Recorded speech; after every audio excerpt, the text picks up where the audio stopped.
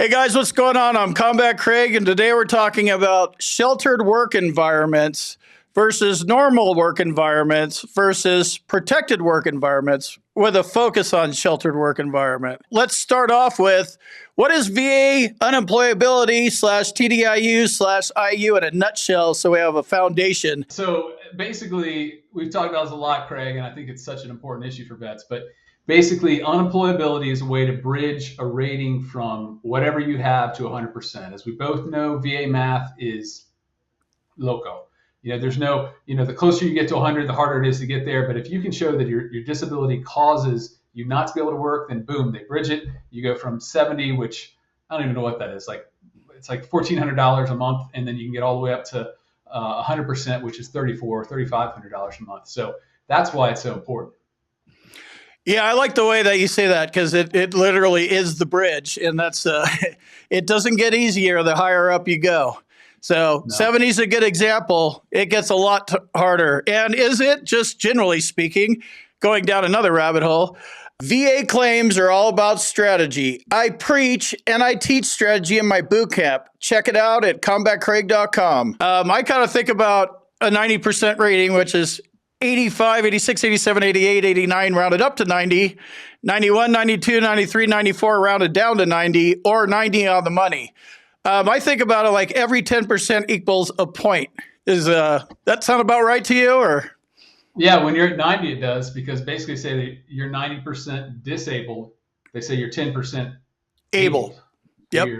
So you have to take 10% of that, which, as you said, is only 1%. So it gets, you can get a 40% rating if you're at 90, as you said. Depending on which 90 you're at, you need to be at 91 if you want to get into the Hundo Club. So, yeah, TDIU is a good way to gap that. The point is, I guess, it doesn't get easier the higher you go. Cool. Thanks, Matt. So we were talking a couple of days ago about a protected work environment, and I kind of wanted to go into what a sheltered work environment is, but I left a few things out.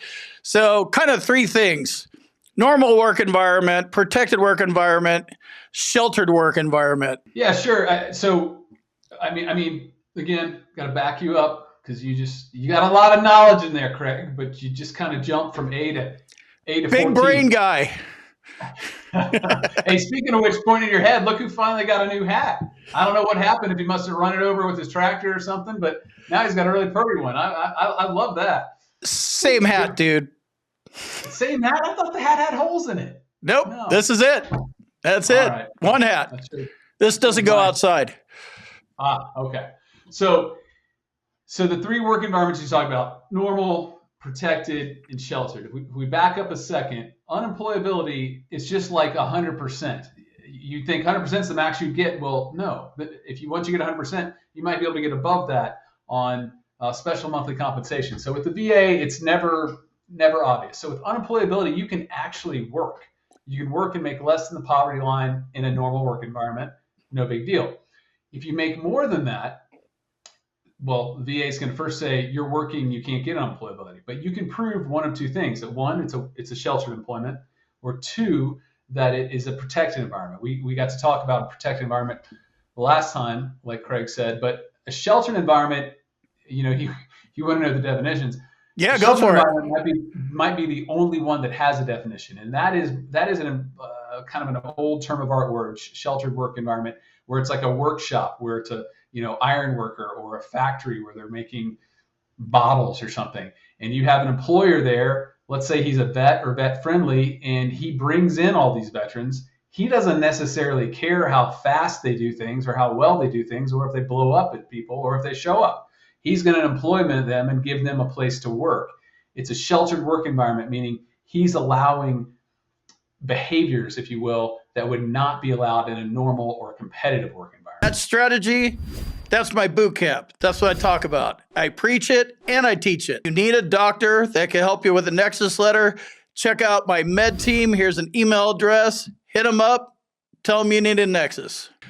And he's eating it. So everybody gets paid 70 grand a year, and I'm the sheltered work environment guy, and I fight with everybody, and I'm weird, and I show up, an hour here and maybe 2 hours there. for the entire week. I get paid 40 hours a week, just like everybody else working in there. That's how sheltered it is, right? Well, it could be that sheltered, or it could be you just get paid by the hour and you work when you show up. I mean, Okay. in a competitive work environment, if you just don't show up, Yeah, you're not going to be there, right? Help people, you're gonna be fired there. So, but either way, yeah, that's what that would look like. I don't see those as much anymore, Craig.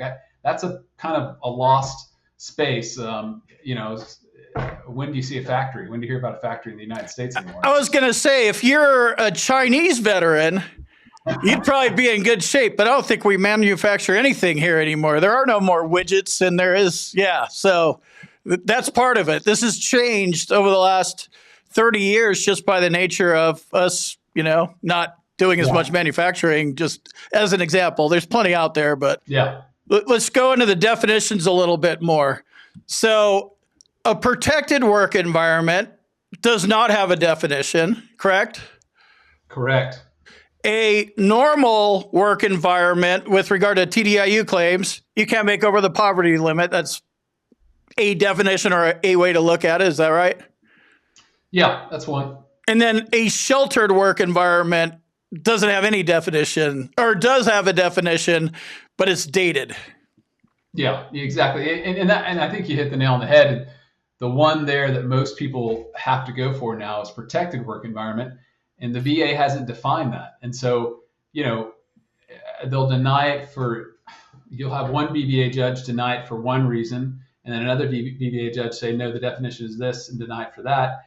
And so they kind of use the fact that it's vague against veterans, because if we had a definition, then the veteran, we could say, okay, do you meet this definition? And what do we need you to prove it? So it's a bit frustrating how they've done that. But that's where, if you will, the game is played now. It's protected work environments. Well, I'm going to read into this a little bit. It sounds like you're volunteering, and challenge accepted, me accepting the challenge on your behalf. It sounds like your law firm should go to the court and argue this and turn it into a precedent-setting thing so there actually is a definition. But then that'll be vague as shit too, probably. Well, challenge accepted. We just got a case taken up to where the court is going to have a panel to decide if the VA's, loosey-goosey, I use this definition, you use that, is valid, or if we're going to have an actual definition. So I'm excited just to get some clarity here, right? Because it's ridiculous if one standard is here and the other standard is just absolutely impossible. So I think once we get some clarity there, and I'm hoping, LaBruza is the name of the case, and we argue it in 2 months, and I'm hoping that, it'll take like 3 months after that. So what is that? That's midsummer or something. We should have a definition, and hopefully you and I can get back together and talk about that and see how that can help vets. Oh, for sure. That'll help a lot if you do your job right for the vet. But